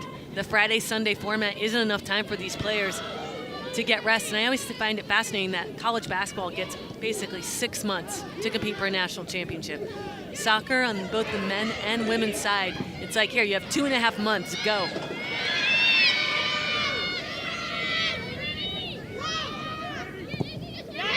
Knocked away. One of the great defenders for the U.S. national team, Kate Markgraf. Give us your grade on Haley Walker-Robinson, having to fill big shoes for Lori Walker-Hawk with Morgan Wolcott not in there. How do you grade number 23 for the Buckeyes? Oh, I'd give her an 8. in terms of her ability to stop anything central, I think she needs to help Musette a little bit more out wide. But if you're not quite sure where to go, the right decision is to stay central, because that's where the ball eventually is going to end up. And let Musette, who's been kind of burnt over and over and over again, get burnt, because you know the ball's going to come back to her anyway. Penn State back again inside the 18, dancing with it.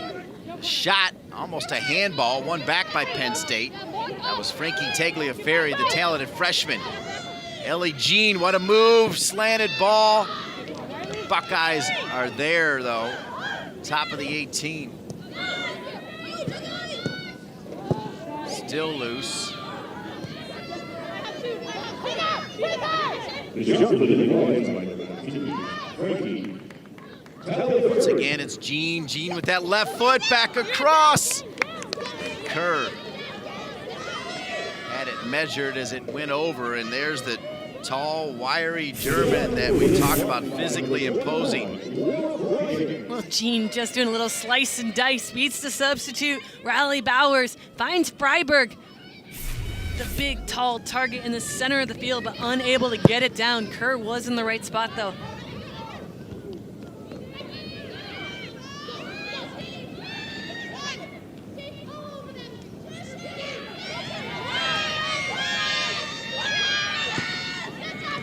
Well, you can hear the Penn State bench every time Haley Walker-Robinson gets it to press her, try to put some pressure on the sophomore from California.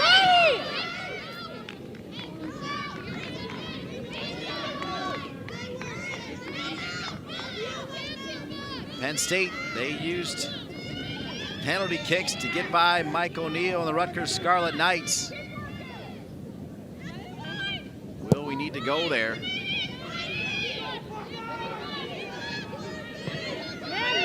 Izzy Rodriguez, the Big Ten freshman team. There's a turnover.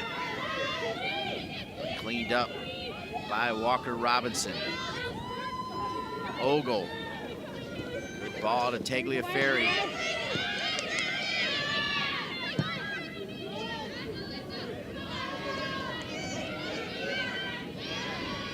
Out of bounds off of Penn State, Ohio State throw-in.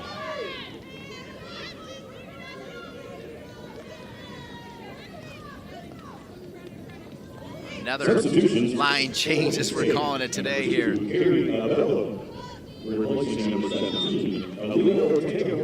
So Carrie Abello, another freshman for Erica Dombach, coming on the game.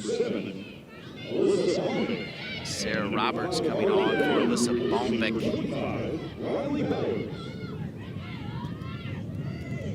Baumbeck at 5'10" stands out in the middle of the field.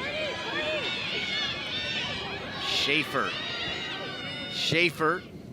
top of the 18.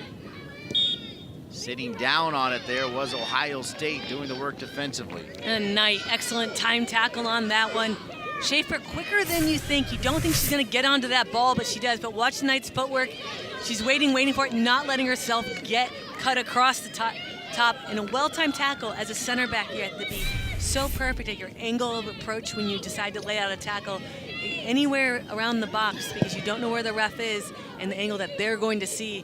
And the worst thing to do is give a penalty just because you've got 2 or 3 degrees off on your angle. Tagliaferri. She'll get it back. Angled ball, far side. Penn State can try to whip one in, and they just fell down. Not the best clearance, though, that time by Walker-Robinson. Penn State will get another shot at it.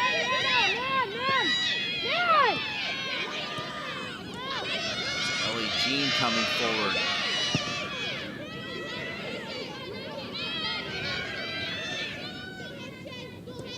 Tagliaferri again will drop it left side. Knocked out of bounds, and another corner kick for Penn State. The organized pressure of the team shape of Penn State is preventing Ohio State, the Buckeyes, from playing out of it. They're giving up possession every single time due to an inability of the midfielders to turn under pressure and bypass that pressure. Ball. Here we go. Another short corner. It's part of the game plan. Back across, and once again to Kerr. So Penn State, remember, 7 of their first 11 shots were on goal, but their last 8 shots have not been on goal. So, a little meaningless stat right there for you. So they've been accurate. Frygay.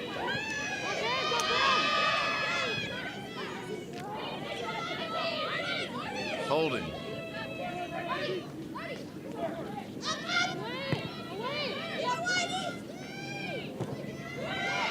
Edwards taken down by Ball, and she'll get the whistle. The word tough comes to mind when you think about number 19, Sammy Edwards, the senior from Dublin, Ohio, part of the Ohio Premier Club, Kaufman High School. And as you said, had to sit in the shadows behind some talented players, and it's her turn to step up, and she has stepped up big with 5 game-winning goals.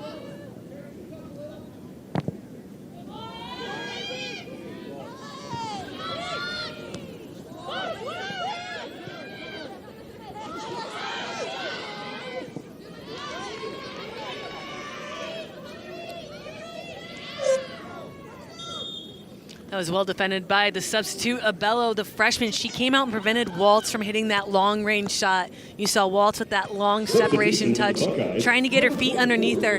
She has a couple goals from distance, and to me, she's the most dangerous on that second ball, releasing those shots from anywhere from 20 on out. Okay, we told you that both these teams were going to go deep to their benches. And now it's number 24, Brianna Gazmarian, the junior from California. A lot of Californians on this Ohio State Buckeye team.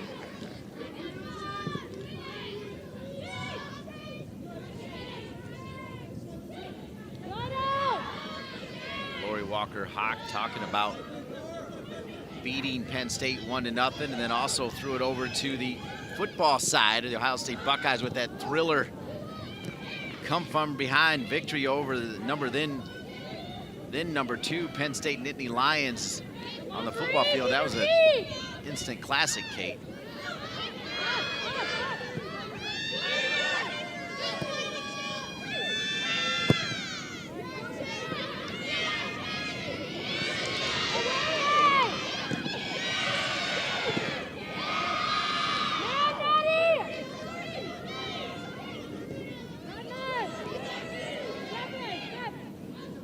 Starting to feel this game open up, and you're starting to feel like there may be a goal in this final 8 minutes, even for an Ohio State team that has not been extremely productive on the offensive side. Not a lot of punch, but all you need is that one opportunity.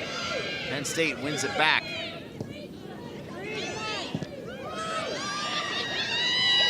Good idea. Does it stay in bounds? And it will roll out of bounds and come back to the Buckeyes. Kerr made a good decision to stay on her line. I'm guessing that Abello would not be able to get onto it prior to rolling over the end line. But it looks like the substitute, Gazmarian, might be playing right back for Musette. And if so, I like that substitution. Musette was getting sliced and diced by Williams out there, Jean when she was out there, and that's really where all their production was coming from. So I like that change, giving a different look against these very talented attackers. How about that foot race right there? Edwards looked like she had a step on it, and look out, because Elizabeth Ball, what an athlete she is. Well, what I love about Elizabeth Ball is that she covers everything. And because she's always in good position, teams need to foul her to dispossess her. Elizabeth Ball, the senior from Richmond, Virginia, played for the Richmond Strikers. Jay Howell.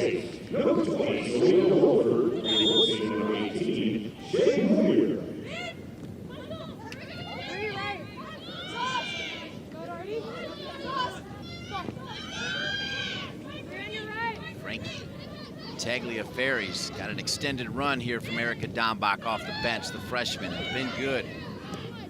Williford. Into the 18. Williams was calling for it at the top of the 18 and out of bounds again, and that means yet another goal kick for Kerr. But what was different there is Walker Robinson came over and helped Gasmarin out with the Bella just beaten her, was able to get a cross off. She read that perfectly, didn't come diving in and give up a corner kick, a much more dangerous opportunity. Instead, used her body, shielded the ball out, allowed her team to get up a little bit.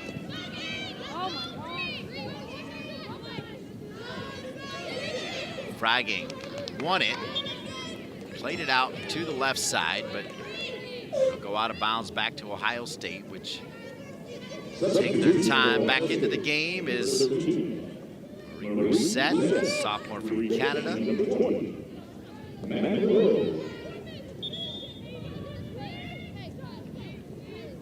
Maddie Lowe's going to get a break. Underneath the stands here at Grand Park. Bringing the stands special here for the Big Ten Women's Soccer Tournament in Westfield, Indiana. This will also be the host for the second consecutive year for the men's tournament. Dean Linke along with Kate Markgraf, delighted to be with you here on Semifinal Friday.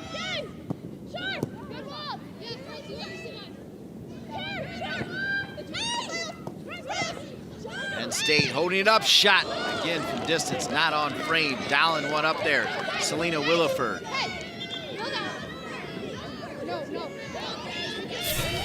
Williford sitting on top of that box, waiting for any of the garbage that pops out. Good decision to hit that one time. Just bad technique in the end, rolling across her body a little bit, slices it and gets under it. But again, she's unmarked at the top of the box. The Buckeyes more content in putting numbers back, preventing penetration through, and making the opportunities that fall to the Nittany Lions come from farther out. So Kerr, who's been busy on goal kicks, mishit that one. It'll be a throw in for Penn State. Tagliaferri knocked out of bounds. Arden Holden. Here's ball. Pretty good throw in center of the park. Finding Williams. She'll first time it far side. Williams calls for it back. Williford wouldn't mind. Ogle. Back to Williams.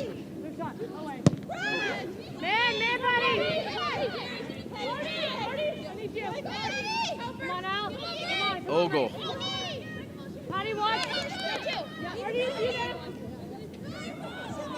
Bello, who has stayed in there.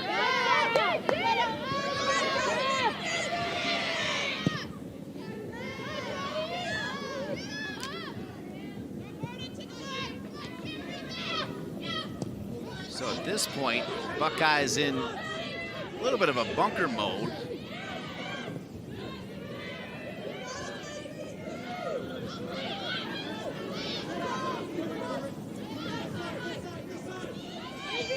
.230 remaining in regulation. Coming in hard again, Haley Walker Robinson, making her presence felt, and the Buckeyes have it. Good trap by Edwards. See a little bit of wind blowing. Loose ball, shot. The shot for the Buckeyes by number 5, Arden Holden. The difference in the past minute and a half is Ohio State is pressuring higher up with their forwards, dictating the angle and preventing them from getting out. You see Arden Holden coming up from midfield, picking ball's pocket, but a little bit off balance. You can see Rose Chandler saying, give me the ball, just pass it back. Ohio State is making it easy for their back line because their front line is shifting the Nittany Lions to one side, making that through ball more predictable and easier to organize around. That was the second shot of the game, that last one by Holden.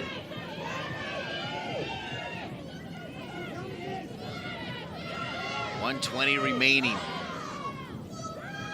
Walker Robinson feeling the pressure, but able to get out of it and finds a teammate. Tight quarters for Ohio State, but they're stringing passes together.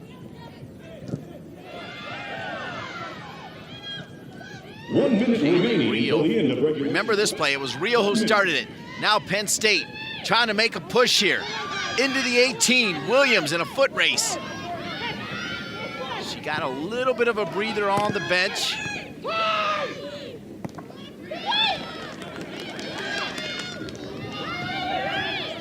Shiva, quick throw in. Ogle.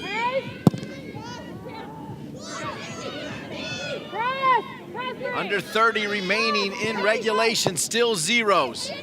Turning on it, shot. And once again, just not on frame, and that's been the theme here in the second half. Lots of shots, over 20, but very few on frame. The thing is that they keep coming and they're not getting frustrated. You're not seeing horrible body language. This is a team that is that confidence, momentum that head coach Dombach wanted. I think they've gained from this collective 90 minutes performance. So Penn State took Rutgers to penalty kicks on zeros. We've got overtime here again as Penn State just trying to score a goal. Ohio State just trying to hang on. That wry smile there from Lori Walker-Hawk. She's seen a lot of shots, and so has her goalkeeper, Devin Kerr. Yeah, but Ohio State stayed in it, didn't give up a goal considering they lost possession. They definitely did not have many shots on goal, but they had the most success the last couple minutes when they had a couple extra numbers forward and made it more predictable.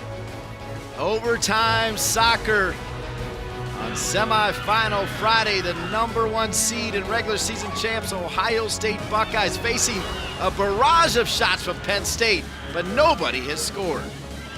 Here's the deal, 10-minute overtimes. You score a goal, you win and advance to Championship Sunday. They'll play 2 of them to try to find that goal, and if after those 2 10-minute halves they don't have one, they'll go to penalty kicks. The Buckeyes 3-0-1 in overtime this season. That's pretty good. Penn State 2-0-4 in overtime this season, and that includes a penalty kick win over Rutgers in the Big Ten tournament this year. And overtime soccer has begun.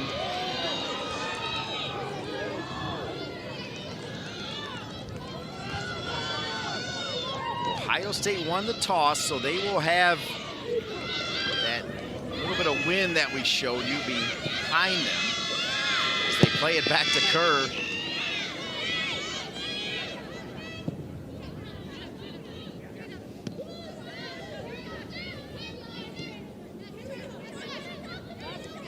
Out of bounds.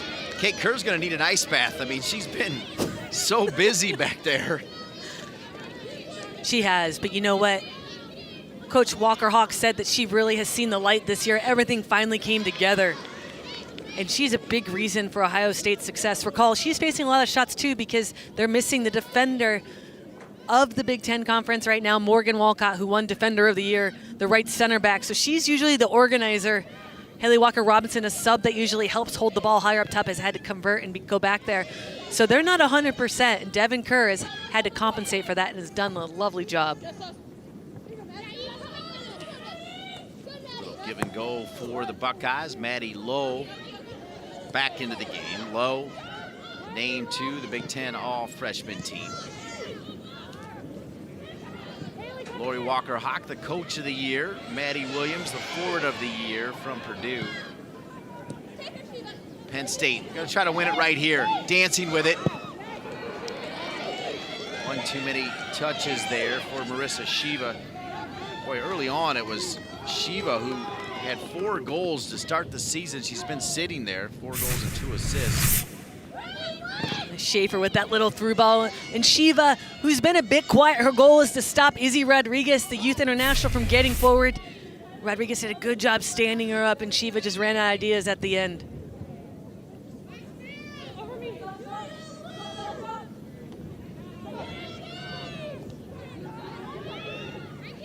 Williams.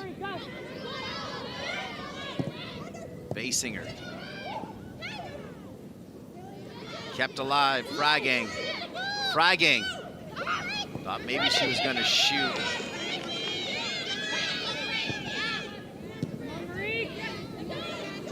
Ohio State cannot get it out of their defensive third. Let's see if it happens right here. They do pop it past midfield at least.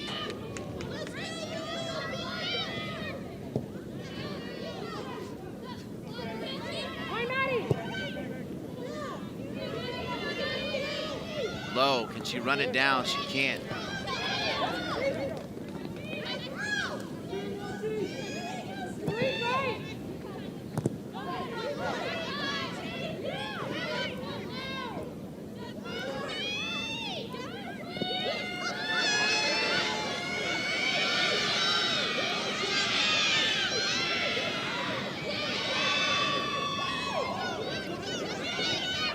Penn State again. Knocked out of bounds. Kylie Knight.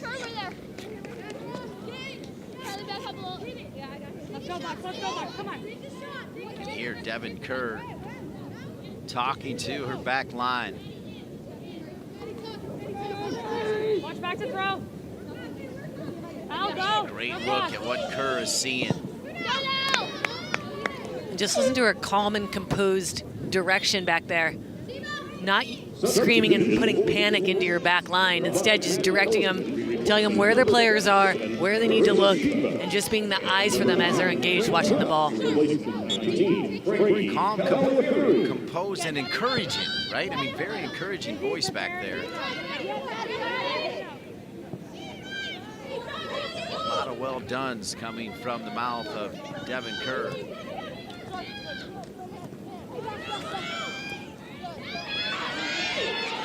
Low, showing some skill.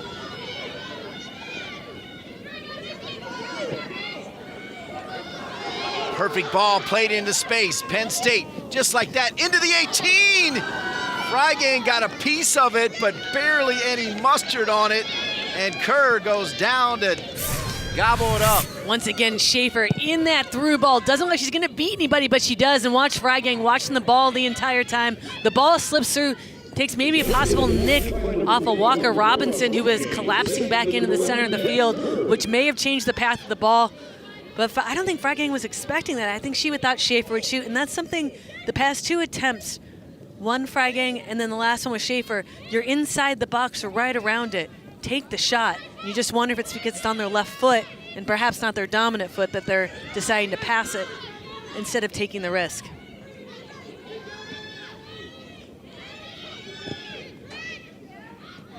Turnover. Buckeyes now trying to pounce. Spinning the player to the ground. Good little turn here from Ohio State. Dropped outside, served in. Played down to Chandler.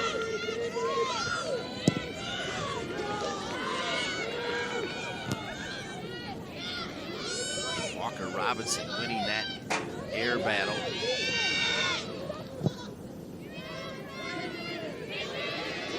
Good tackle a moment ago by Nikki Waltz. Penn State again. Right to Kerr.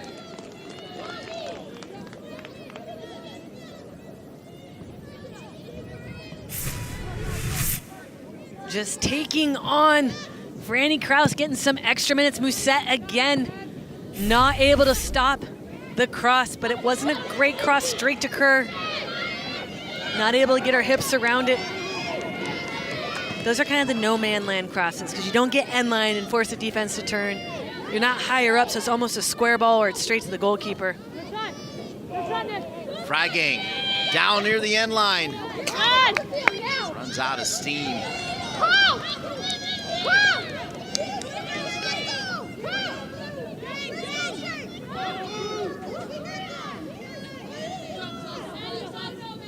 Just over 3 minutes remaining here in this first overtime.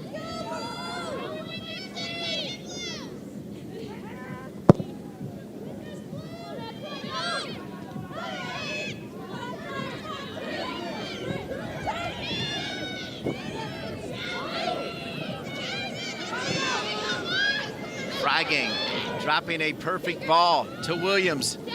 Williams trying to stay with it. Bumped off the ball. Perfect hip check there from Haley Walker Robinson. It was great defending. They both were going at each other. Williams using more of her arms and Walker Robinson using more of her hips.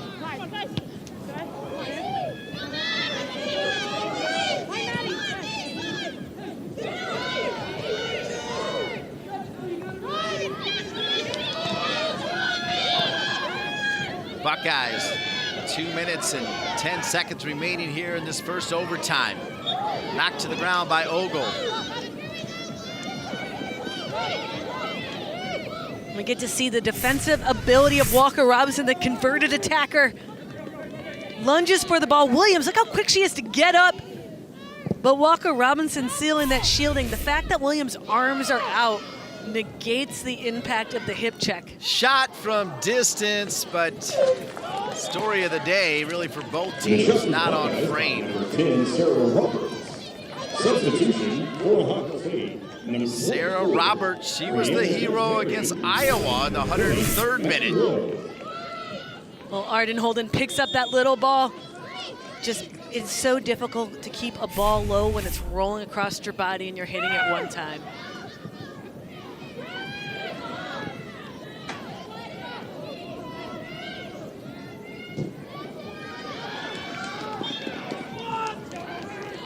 So both these teams have already played one overtime game in the tournament, adding further credibility to Lori Walker Hawk's talk of science. It was that goal in the 103rd minute that helped Lori Walker Hawk's Buckeyes team knock off Dave Diani's Iowa Hawkeyes. Always a pesky team, the Hawkeyes. This one played into space, and there's ball again. Well, you got all those USA under 20s, right, that are fantastic and come with a lot of stars around them, but then there's Elizabeth Ball, who just does all the work. In my opinion, Elizabeth Ball is a next level player as well. I think you'll see her in the NWSL. What she needs to show more of to get past the NWSL and make the progression from youth national team to full team international is hitting a driven ball 20, 30 yards, penetrating lines. Okay, so 100 minutes not enough as Devin Kerr continues to pitch a shutout. So does Rose Chandler. She's had less to do. Number one for Ohio State has had a lot to do. And you wonder what she's thinking right now is there's one more overtime and perhaps penalty kicks as well. We're gonna take a break and come back with more soccer semifinal Friday in Grand Park. A lot of players that are beating that initial pressure, but they're not actually shooting on goal. They're looking to connect that next pass. Try it. It's not working. That they want you to hit that cross because they're well organized centrally. Try to hit that shot. You see the numbers there, 22 shots. The big number, lower right corner, 8 saves for Devin Kerr. And there was a flurry early to start the second half where Devin Kerr was huge for the Ohio State Buckeyes to keep this one at zeros. Here's Eckerd, who was really good in the first half out on that part of the field.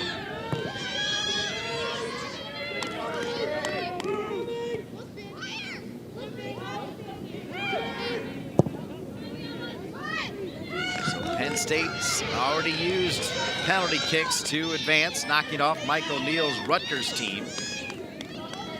We're 9 minutes and change from going that way again. A goal, though, will end it and push a team into Sunday's championship. Seen live right here on the Big Ten Network. A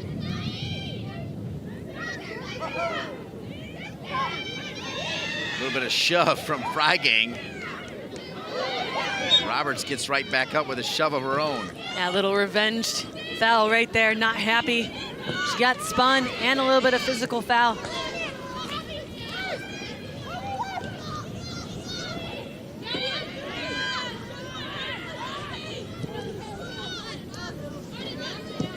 Ogle switches it quickly. Eckerd, good ball, left side. That was a beautiful ball. We talked about third time, maybe the charm, trying to find Elizabeth Ball.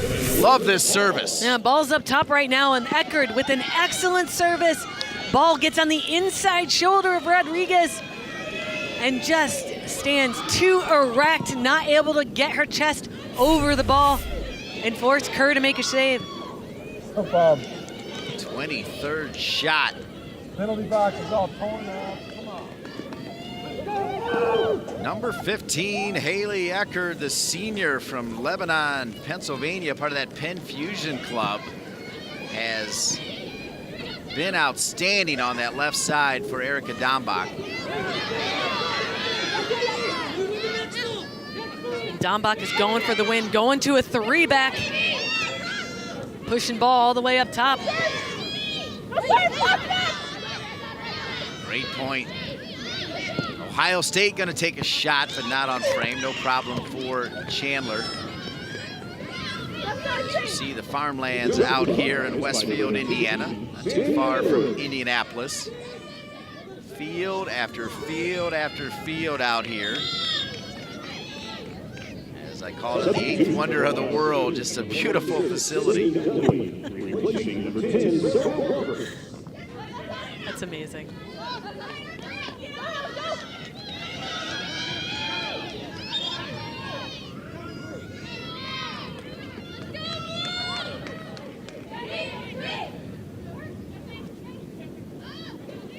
There is Elizabeth Ball.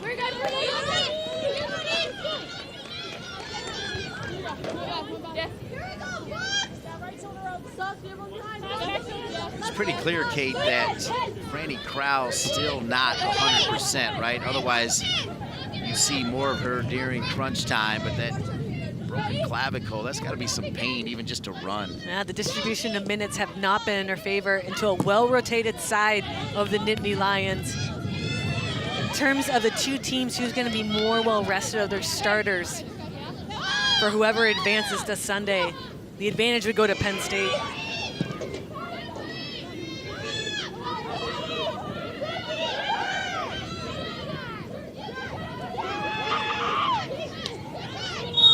Like a foul there on Ohio State, and it was. She's a handful to cover. Laura Freigang can make those turns. Speaking of handful today, Eckert down near the end line, cutting back again. How many times does she have to show that move? Well, there's quality to the move as well. Yes, I agree with you, but sometimes when the cutback is not only the ball goes back towards your right foot, it makes it very difficult for a defender to try to sweep that tackle. Marie Musette would be fine, though, with a final whistle, I think. Buckeyes. Back outside of the 18. Edwards kept alive.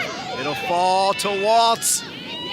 Remember, Ohio State, we call them the Bombers to start. They can put it in the back of the net from that distance, but that time the midfielder of the year was not able to take a shot. Penn State knows that Waltz is excellent from distance on her right foot, so they prevent her from getting those shots, not taking that long starting touch, not the quickest going to side, and Freiberg able to put enough pressure to disrupt the ball. Buckeyes coming to life here in this second overtime. Long ball sent in.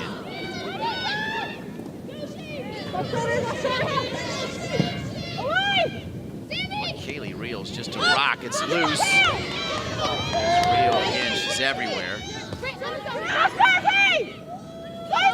Gabriel wearing the 8 jersey for the Buckeyes. Down near the end line, hitting hard.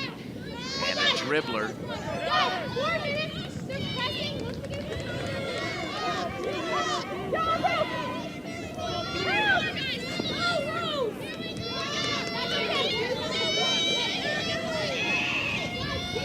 Thankfully, the weather has held up its part of the bargain here, as it's just around 60 degrees. That's pretty good conditions. Considering the time of year, in fact, it was sleeting in the Midwest on Saturday. I think all the players are very relieved. In fact, some are in short sleeve shirts, indicating that the temperature isn't as brutal as it could be.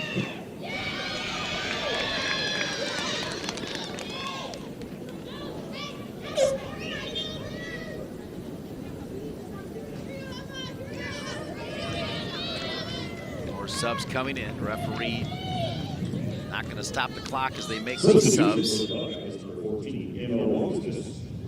Some of these subs are all about penalty kicks. who's good at taking them. Because if the score stands, whoever is on the field are the only people that are available to choose from who take your first 5. Excellent point.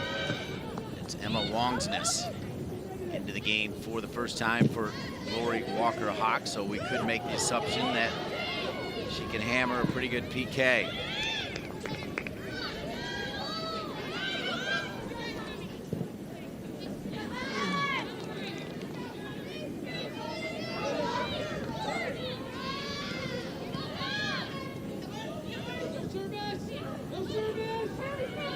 Ogo, head on a swivel, knew where she wanted to go with it before she received the ball, but Ohio State had it read. Better work there from Musette.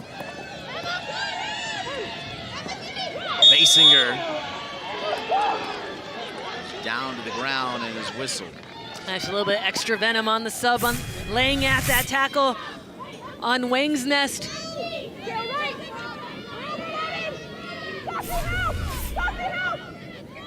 So Ohio State has pretty much been in a bunker for most of this game. And when you're in a bunker, you just only want to give up opportunities far away and on crosses. They have done that. So the fact that it's still 0-0 means that the game plan worked.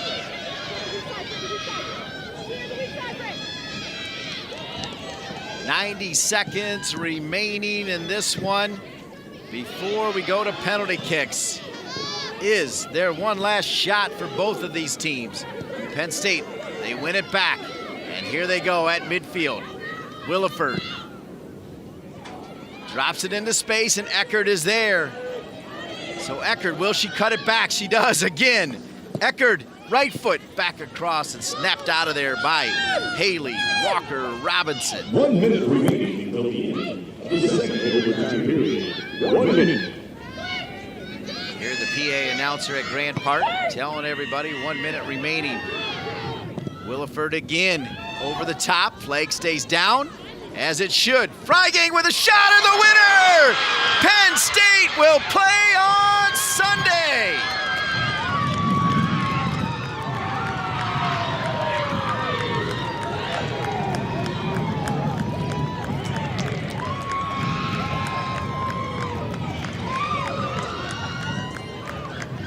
Talked about just taking a shot and taking that risk, not having all the opportunities come from crosses, and that's exactly what Freigang did. And a wonderful through ball in between the holes on that back line by Williford. But Freigang, if they kept it low, they had a better chance of beating Kerr. They had not kept it low all day, and Kerr is upset.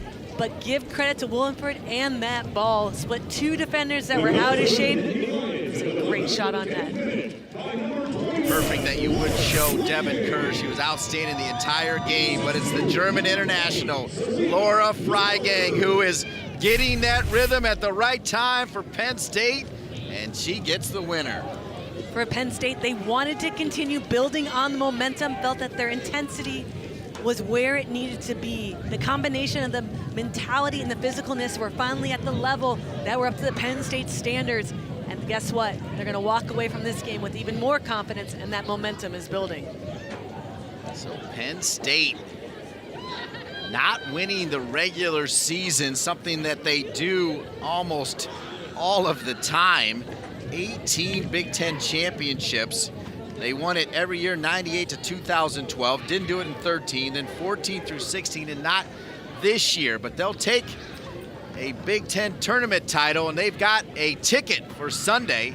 Meanwhile, speaking of tickets, Lori Walker Hawks, Ohio State Buckeyes winning the regular season should be enough for a pretty high seed in the NCAA tournament. Also, and the RPI is pretty good, and they were so tough to beat defensively. Other teams had a difficult time scoring, as we saw today, so this is a team that I expect will have a pretty high seed. We'll find out on Monday. All right, Penn State is the 6th 5 seed to advance to the championship game.